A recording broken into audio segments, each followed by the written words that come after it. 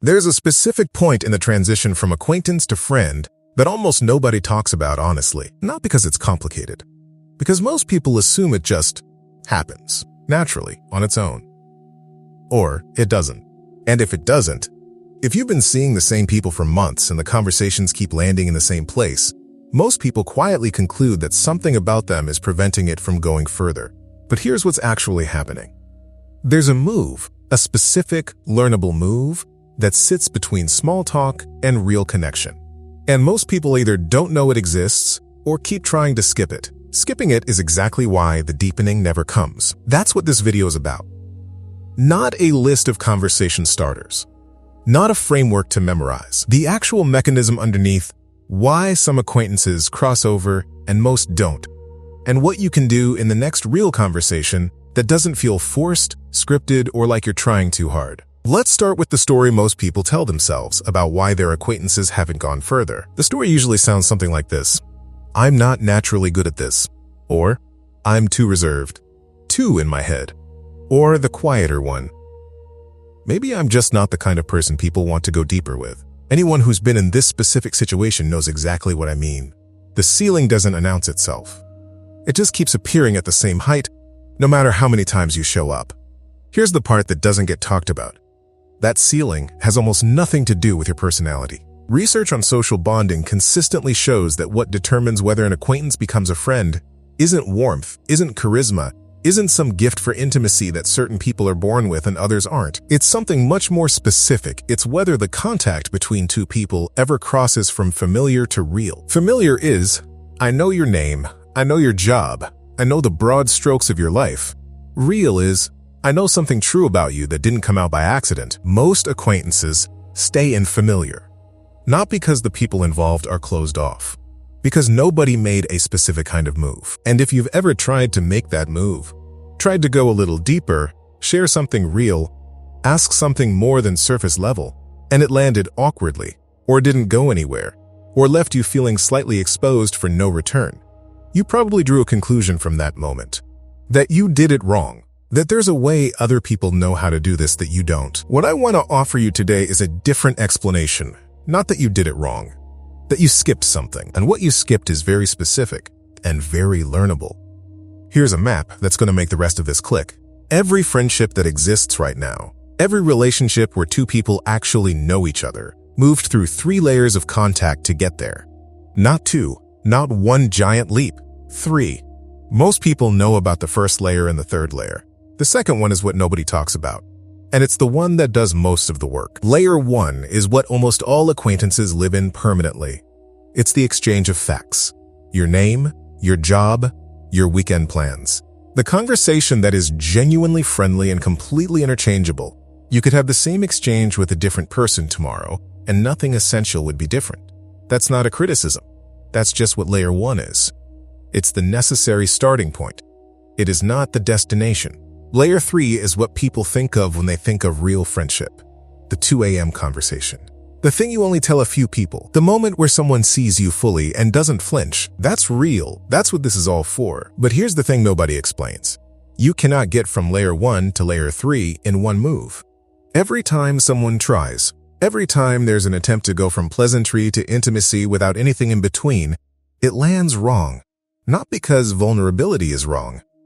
Because the sequence was skipped. That's why it felt forced. That's why it got awkward. That's why you pulled back and concluded something was wrong with you. Nothing was wrong with you. You tried to go from the first floor to the third floor without using the stairs. Layer 2 is the stairs. And what nobody tells you is, layer 2 is not halfway between small talk and intimacy. It's its own thing entirely. It has a specific texture, a specific feel, and once you know what you're looking for, you'll start recognizing it everywhere. Layer 2 is shared reality, not facts about your life, not confessions about your inner world, something in between.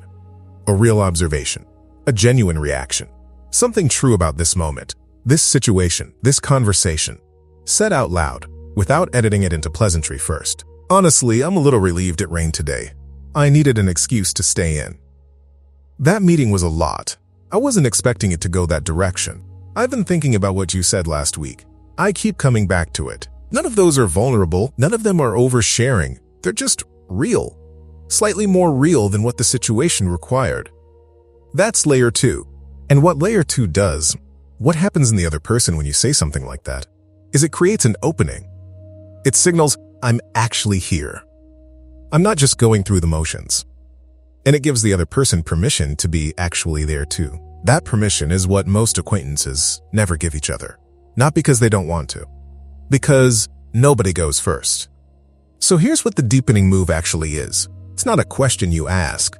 It's not a disclosure you make. It's not a strategy you execute. It's the decision in a specific moment to say the slightly truer thing instead of the comfortable one. Let that sit for a second, because this is where most advice on friendship goes abstract on you. Be vulnerable, show up authentically, understood, genuinely, and still impossible to apply when you're standing in front of someone trying to figure out what authentic looks like in this specific conversation. So here's what it looks like in practice. The slightly truer thing is whatever you edited out before you opened your mouth. Most people, in most conversations, run their impulse through a filter before speaking. And the filter's job is to make the response socially smooth, safe, appropriate, hard to misread. The slightly truer thing is what was there before the filter ran. Not the unfiltered version. You don't have to say everything, but the version that's one layer closer to what's actually happening for you. Here's what the research on relational closeness actually shows, and it's surprising when you first hear it. The factor that most predicts whether two people become close isn't the depth of any single conversation. It's the accumulation of small moments where one person said something slightly more real than the situation required. Not the big moment, not the revelation, the pattern of small moves. That's what builds the trust that makes the big moments possible. And what nobody tells you about that pattern, the reason it doesn't feel forced when it happens organically, is that it's reciprocal almost every time. You say something slightly real.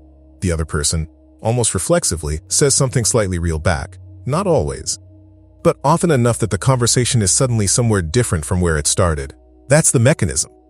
That's what's been missing from every conversation that stayed at the ceiling. Not charisma. Not some gift for intimacy. One move, made at the right moment, that signals, I'm actually here. If this is opening something you want to go further with, there's a resource in the description called Conversations That Actually Matter. It's a guide with 27 specific conversation frameworks and opening moves built exactly for this transition. Layer 1 to Layer 2, and Layer 2 to real, not scripts, not lines to memorize. Moves that feel natural because they follow the actual sequence. Link is in the description and the pinned comment. So what does this look like when you actually use it? Not in theory. In the next real conversation with the person you've been stuck at acquaintance with for months. 3 things. Not a program. 3 moves. Each one building on the layer before it. The first is the honest reaction. Most conversations stay at layer 1 because everyone is reporting rather than reacting. How was your weekend? Good, pretty quiet. You? Nobody's wrong. It's just nobody's there. The honest reaction is when something happens in the conversation, and instead of moving past it, you name what it actually did. That's actually kind of a relief to hear. I thought I was the only one. I've been thinking about that exact thing lately. That's a harder answer than I expected. I want to come back to that. You're not oversharing. You're responding to what actually happened in you, instead of performing the expected response. The second move is the voluntary reveal. This is layer 2 in its clearest form. You share something true that the conversation didn't require you to share. Not a confession. Not a vulnerability performance. Just something real, offered without needing a reason. I'll be honest. I've been finding this time of year harder than usual. I don't actually love these kinds of events, but I'm glad I came tonight. I've been sitting with something at work and I still don't know what to do about it. Notice what those don't do. They don't demand a response. They don't require the other person to match your depth immediately. They just open a door and leave it open without standing in the doorway waiting. That's the difference between the move that lands and the one that feels like pressure. The third move is the callback. This one is quieter, and it might be the most powerful of the 3. It's when you remember something from a previous conversation and bring it back. Last time you mentioned you were trying to figure something out. Did that resolve? You said something a few weeks ago that I keep thinking about. I thought of you when I saw this. You were talking about that exact thing. What the callback does is tell the other person something that most of their acquaintances never tell them. I was actually listening. You weren't just filling time in my day. You stayed with me after the conversation ended. That is not a small thing. For most adults, that kind of attention is rarer than it should be. And when it arrives, it changes something. If you want the full map, all 27 moves, sequenced exactly for this transition, the guide in the description is built for precisely where you are right now. Link in the description and in the pinned comment. Think about the acquaintance you most want to go deeper with. What's the one thing you've edited out of your last few conversations with them? Here's where we actually are. You came into this video with a specific kind of stuck. Not lonely in the way people imagine loneliness. Not without people. Not without contact. Stuck just before something real. Close enough to see it. Not quite able to get there. And what this video has tried to give you isn't a technique or a system or a personality upgrade. It's a map. Layer 1, the exchange of facts. Layer 2, the honest reaction, the voluntary reveal, the callback. Layer 3, what becomes possible when Layer 2 accumulates. The reason most acquaintances don't cross over isn't that the people involved don't want them to. It's that nobody went first. Nobody made the slightly truer move. Nobody said the thing that was there before the filter ran. And what nobody tells you about going first is that it almost never feels as risky as you imagine it will. The version where it lands awkwardly, where you expose something and it hangs in the air and nobody knows what to do with it, that happens when you skip Layer 2 and try for Layer 3. The version where something actually shifts, where a conversation that started like all the others ends up somewhere different, that happens when you say one true thing at the right moment, without waiting for permission. So if there's one thing to carry out of this video, just one, it's this. In the next conversation with that person, the one you've been stuck at the surface with, you don't have to fix it. You don't have to perform warmth you don't feel or engineer an intimate moment out of nowhere. You can just say one true thing. One thing that was there before the filter ran. See what happens. That's the whole experiment. One true thing. That's where Layer 2 starts. And Layer 2 is where everything changes.